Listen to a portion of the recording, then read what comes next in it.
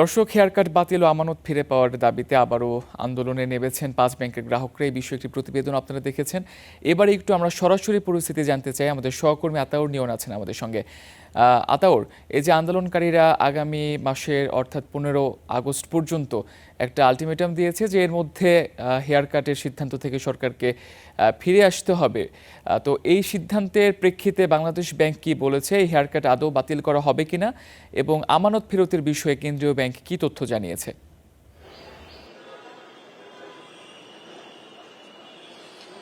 যেমনটি বলছিলেন যে সম্মিলিত ৫ ইসলামী ব্যাংকের পক্ষের একটা অংশে যে আমানতকারীদের সংগঠন, যেটা বাংলাদেশ ভুক্তভোগী ব্যাংক আমানতকারী অ্যাসোসিয়েশন, তাদের পক্ষ থেকে আজকে তাদের যেই হেয়ার কাটের মাধ্যমে যেই অর্থ কেটে নেওয়ার কথা বলা হয়েছে মূল আমানত থেকে, যেই মুনাফা দিয়েছিল ২৪ সালে ২৫ সালে, সেখান থেকে সেটার বিরুদ্ধে সেই হেয়ার কাট বাতিলের যে প্রজ্ঞাপন সংসদে যেটা বলা হয়েছে যে হেয়ার কাট থাকবে না, এবং বাংলাদেশ ব্যাংক থেকেও একটি আভাস দিয়েছে যে হয়তো হেয়ার কাটটা খুব শীঘ্রই বাতিল করে একটি প্রজ্ঞাপন জারি হবে, তবে সেটা কবে নাগাদ সেটা জানানো হয়নি। তো সেই প্রজ্ঞাপন জারিতে কেন বিলম্ব করা হচ্ছে, সেই প্রজ্ঞাপনটা অতি দ্রুত জারির একটি দাবি জানানো হয়েছে, এবং সেই সঙ্গে তাদের যে মূল আমানত আছে সেই টাকা তারা অনেকের প্রয়োজনীয়, তারা সেই টাকা ফেরত পাচ্ছে না। তো এই দাবিগুলো নিয়ে তারা আজকে বাংলাদেশ ব্যাংকের সামনে মানববন্ধন করে প্রথমে, এবং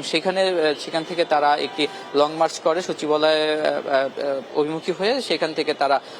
থেকে তাদের ৫ থেকে ৬ জন সদস্যের একটি প্রতিনিধি দল সচিবালয়ে যায়, এবং সেখানে অর্থ মন্ত্রণালয়ের অর্থমন্ত্রী এবং অর্থ সচিব বরাবর একটি স্মারকলিপি প্রদান করে। তো সেখানে তারা যে দাবিগুলো জানিয়েছে, তাদের প্রধান দাবিটি ছিল যে হেয়ার কাটটা বাতিলের যে প্রজ্ঞাপন, সেটা বাতিল করতে কেন এত বিলম্ব করা হচ্ছে বা কেন বাতিল হচ্ছে না, সেই দাবিতে তারা প্রথম দাবি জানিয়েছে যে হেয়ার কাটের বাতিল করতে হবে। আর এছাড়া তারা যেটা জানিয়েছে যে তাদের যে মূল আমানত টাকাটা আছে, যেটা বলা হয়েছিল প্রথমে ২ লাখ, পরবর্তীতে ১ লাখ টাকা করে মাসে পাবে, বা বিশেষ প্রয়োজনে কারো যদি কোনো বড় ধরনের অসুস্থতা থাকে তার বিপরীতে তারা তাদের ১০ লাখ টাকা সর্বোচ্চ পর্যন্ত পাবে, সেই টাকা আসলে তারা যেই বিভিন্ন অঞ্চলে শাখাগুলো রয়েছে সম্মিলিত ইসলাম ব্যাংকের, বিভিন্ন ব্যাংকের, সেই ব্যাংকগুলোর শাখাগুলো তারা দিচ্ছেন, এবং তারা যেটা বলছে যে তারা এই ধরনের কোনো নির্দেশনা তারা পায়নি। তো আজকে শুধু ঢাকা না, বিভিন্ন অঞ্চল থেকে, ঢাকার বাইরে থেকে বিভিন্ন অঞ্চল থেকে যে গ্রাহকরা রয়েছেন তাদের প্রতিনিধি বা তারা সেই গ্রাহকদের অনেকেই এসেছেন, এবং তারা তাদের দাবিগুলো জানিয়েছেন যে সেখানে যে বিভিন্ন শাখা প্রধানরা রয়েছে তারা কোনো নির্দেশনা না পাওয়া বা তাদের পর্যন্ত নির্দেশনা না দেওয়া,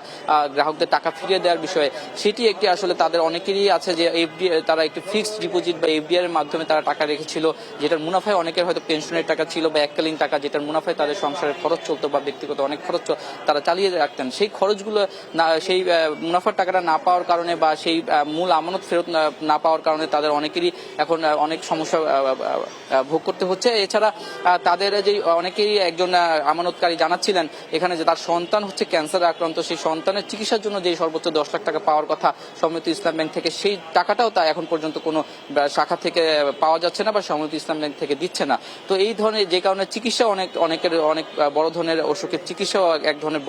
বন্ধের পর্যায়ে রয়েছে। তো এই ধরনের আসলে দাবি থেকে তারা যেটা জানিয়েছে যে তাদের টাকা ফেরত দেওয়ার বিষয়, যে আমানতের বিষয়টা, সেটা স্বাভাবিক করা, যেই ১ লাখ টাকা করে দেওয়ার কথা বলেছে সেটা স্বাভাবিক করা, এবং সম্মিলিত ইসলাম ব্যাংকের যেই রেগুলার যেই কার্যক্রম রয়েছে, লেনদেন রয়েছে, সেটা স্বাভাবিক করা। এতে অন্তত টাকা যেই জমা উত্তোলন সেটা যদি শুরু হয় তাহলে হয়তো ব্যাংকের আমানত ফিরে আসবে বা গ্রাহকরা আমানত রাখতে শুরু করবে, সেই সাথে সেই আমানতের বিপরীতে যে গ্রাহকরা আছে তাদের টাকা ফিরিয়ে দেওয়া সুযোগ হবে বলে তারা সেই দাবি জানিয়েছে। তো সেই বাংলাদেশ ব্যাংক থেকে যেটা বলেছে যে যেহেতু এমডি চেয়ারম্যান নিয়োগ হয়ে গেছে, এখন বাংলাদেশ ৫ ব্যাংকের যে সফটওয়্যার রয়েছে সেটা একটি সফটওয়্যার, বা ৫টি ব্যাংকের যে কোর ব্যাংকিং রয়েছে সেটি একটি সফটওয়্যারের মাধ্যমে নিয়ন্ত্রণ করার প্রক্রিয়া বাকি রয়েছে, সেটি যদি বাস্তবায়ন হয়ে যায় তাহলে লেনদেন কার্যক্রম অতি দ্রুত শুরু হবে, এবং তারা যে সুকুক সহ যে বিভিন্ন জায়গায় যে বিনিয়োগ করা হয়েছে ১০,০০০ কোটি টাকা, সেই মুনাফা সহ লেনদেন স্বাভাবিক হয়ে গেলে বিনিয়োগকারীরা ধীরে ধীরে তাদের সম্পূর্ণ টাকাই তারা ফেরত পাবেন বলে বাংলাদেশ ব্যাংক থেকে আশ্বস্ত করা হয়েছে। তো এই ছিল সম্মিলিত ইসলাম ব্যাংক নিয়ে সবশেষ তথ্য। ধন্যবাদ আতাউর। আমাদের সহকর্মী আতাউর নিয়ন কেন্দ্রীয় ব্যাংক থেকে যুক্ত ছিলেন এবং আমানতকারীদের অর্থ ফেরতের বিষয়ে আমাদেরকে বিস্তারিত তথ্য জানাচ্ছিলেন।